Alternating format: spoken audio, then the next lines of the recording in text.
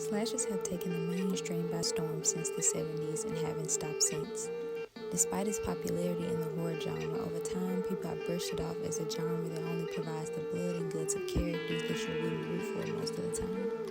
Then came multiple films and filmmakers over the decades who are said to have made social commentary be a larger part of the story than usual when it comes to horror films.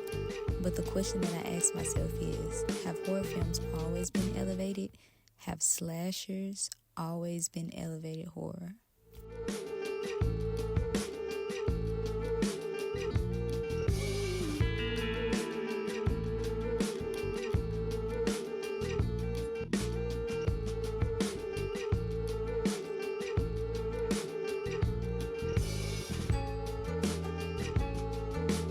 According to Google, elevated horror is a term used to describe a subgenre of horror films that are known for their strong craftsmanship, metaphorical storytelling, and subtle horror.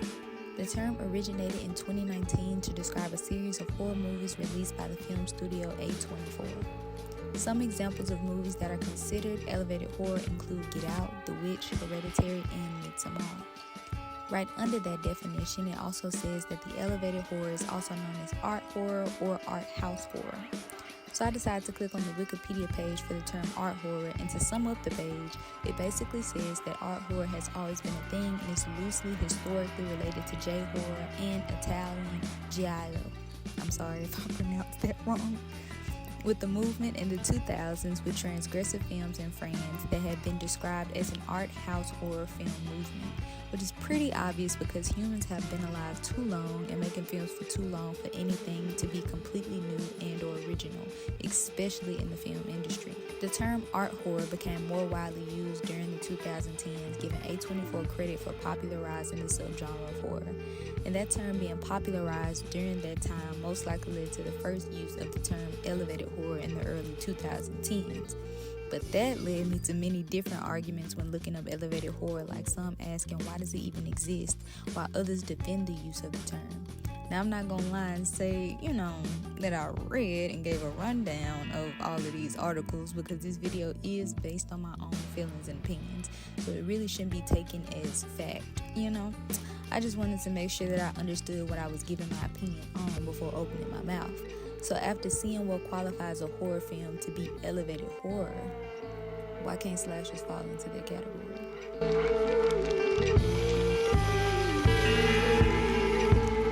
If you can't tell already by the opinion that I'm making here today, I love slasher films.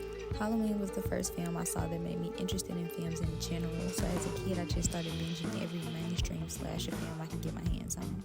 Yes, I said mainstream because not only did I, as a kid, not know that there were mainstream slashers and slashers not widely known to the public, but me, as an adult, now probably won't ever be able to catch up on watching every single slasher ever made, so we gotta narrow it down, people. But to continue, I watched them loving the final girl. I watched them lose their friends, family, loved ones, and still find a way to survive using the knowledge that they had. Of course, there are some exceptions in slasher films that don't have this trope, like Andy from 1988's Child's Play with his mom, but most of the time it was a woman being an unbeatable monster. It felt really cool to watch, so before seeing what exactly qualifies a horror film to be elevated horror, I thought, why not slashers? They have a female lead being the hero of the story, and it took me literally 2 seconds to realize the cons of a woman being in a slasher film.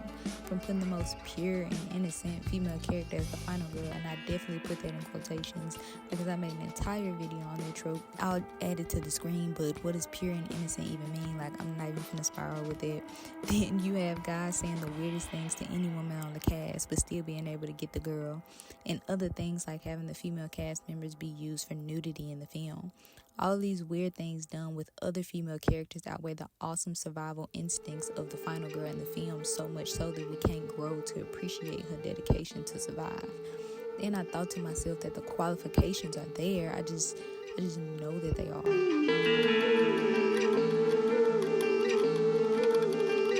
Halloween taking the slasher to the suburbs caused a cultural disturbance, and the reason why it was so scary is because there's no way that could happen in the suburbs, right? Psycho showing how the human can be the real monster if they hide it well enough. Friday the 13th brought a woman into the slasher conversation, completely subverting expectations and having a mom be the killer. Nightmare on Elm Street brought a new supernatural take on slashers, bringing Freddy right into your dreams to create nightmares.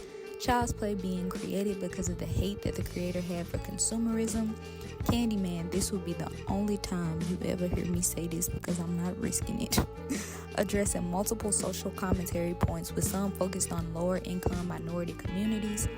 Black Christmas and Texas Chainsaw Massacre are credited with inspiring the slashers that came afterwards, but even those films could have possibly used giallo films as inspiration, though a very short list is in my mind, with many more examples of being elevated horror to me, because though these qualifications aren't official, I'm using what I got here, and I feel like everyone that I've listed meets these qualifications in some way, shape, or form.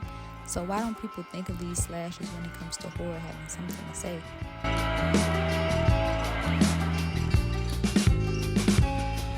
It's all about generalizing the horror genre, but I don't believe that's the fault of the audience or anyone for that matter, considering horror has the most amount of subgenres within it compared to other genres of film. It's a lot to keep up with sometimes. So in my opinion, I believe that whatever horror subgenre that was taking over the screen at the time was the representative for horror until another subgenre came and took the crown. The one that stuck for the longest and was pretty consistent was the slasher genre. I googled what is the most popular horror subgenre and slashers took the top spot. They're probably most likely to get a remake, reboot, franchise, and have a cult following willing to see a new version of their favorite slasher on screen.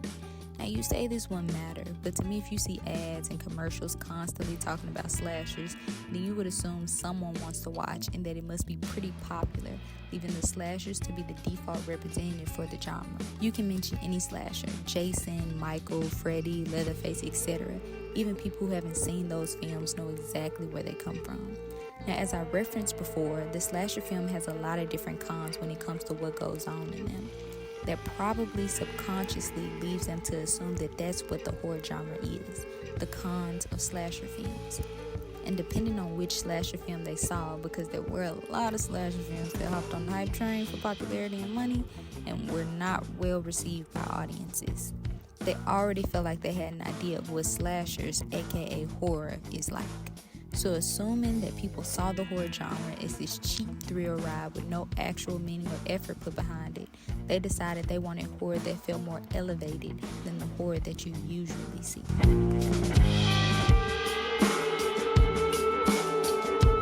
I believe that because of the bad rap that horror gets when it comes to entertainment, people felt the need to add a horror subgenre that can be seen as more prestigious than others, so that horror can be taken seriously in the eyes of film lovers and audiences wanting horror films to take on more serious tones and include a lot more social commentary and attachment to the main characters.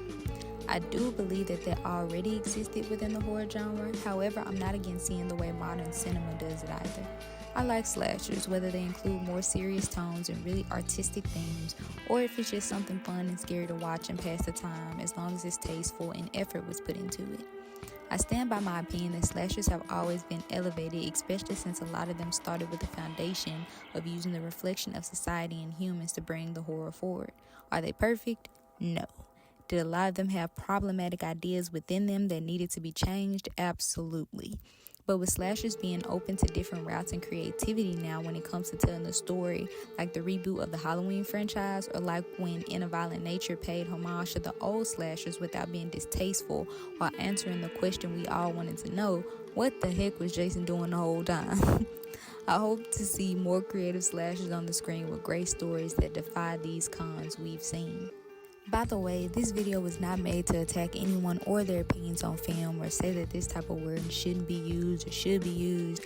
I'm just a woman talking about random topics that pop into my head and giving my opinion that no one asked for.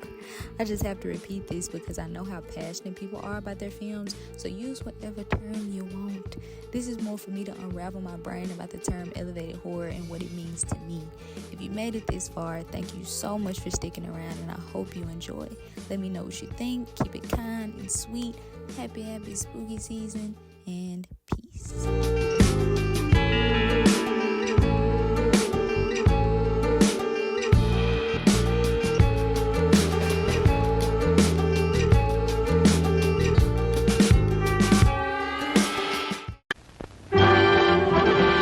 It's intermission. Rise and stretch time.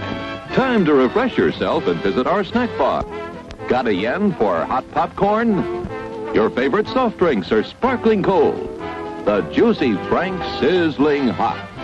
There's delicious coffee, freshly brewed, and all kinds of ice cream and candy to tempt you. Showtime will be announced loud and clear to get you back to your car in time. So stretch your legs. Come to the snack bar now. Here's the fear that lurks through the population. They don't fear the shadows because they are scared of the dark. They fear the shadows because they know that's where he lies. Because of him, they watch every move they make. When they hear his name, all they can remember is the terror that he causes. He is darkness, he is mystery. He leaves his emblem at every turn as a warning to anyone who dares to step in his path. He's Batman.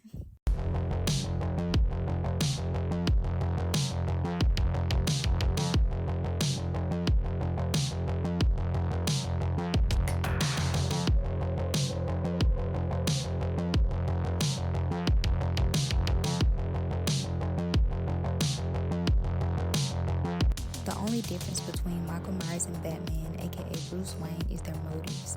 But at the end of the day, they both use the same psychological tools to strike fear into the hearts of their victims and to give power to their name.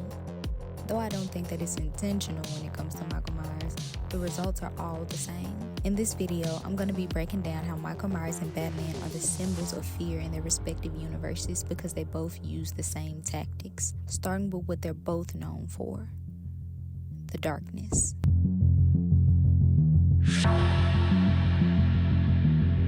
Michael Myers and Batman literally use darkness as a means of travel and fear for whoever they're hunting.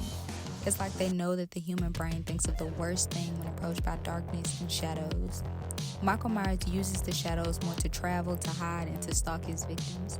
He uses it as an advantage over psychological warfare. I think once the citizens of Haddonfield got a better understanding of how Michael Myers moves, they just learned to be weary of the darkness. So that just comes with the territory. While I believe Batman intentionally uses the shadows as a tool to help control the streets of Gotham. In the newest Batman, Bruce Wayne admits to using the shadows to his advantage because he knows he can't be everywhere at once. I loved the reveal in that film because it gave a deeper understanding to early Batman and the tactics he decided to take on to help him on his journey of cleaning up Gotham streets. I also believe that was revealed in Christopher Nolan's take on Batman and Batman Begins. Another thing that was addressed in Batman Begins is how Bruce Wayne got his look.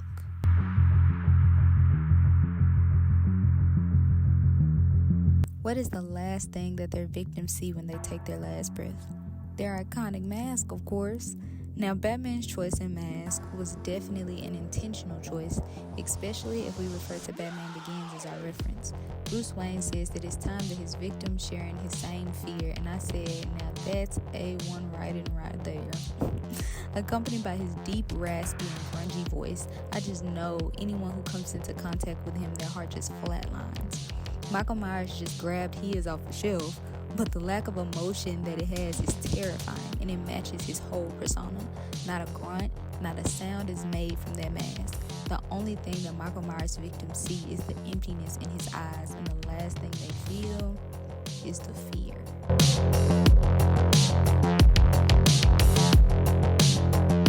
Having fear in their arsenal is greatly beneficial to both Batman and Michael Myers. Whether they use it intentionally or not isn't really the point I want to make. It's them having it is what leads to their success in catching whoever they're hunting. The overwhelming fear that the victims of Michael Myers feel, causing their minds to race and completely erase the escape plan they have for themselves. The terrorizing fear that the criminals that Batman captures feel, causing them to give up all the information he needs. It's a huge leg up for both of them. It's the foundation of who they are. Maybe that's why they leave little breadcrumbs everywhere they go.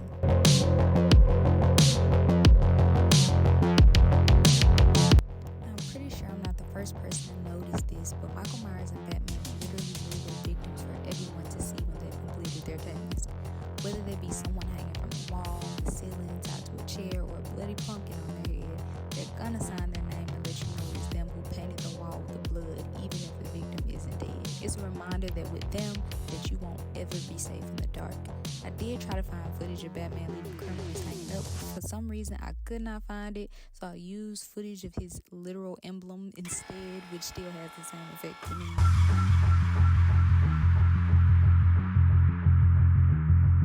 I just thought it was so funny how similar Batman and Michael Myers were when it came to their haunting presence. I know it's such a random thought, but I thought it would be such a good video for the month of October. Did you notice any similarities between Michael Myers and Batman? Let me know. And thank you so much for watching. It's spooky season.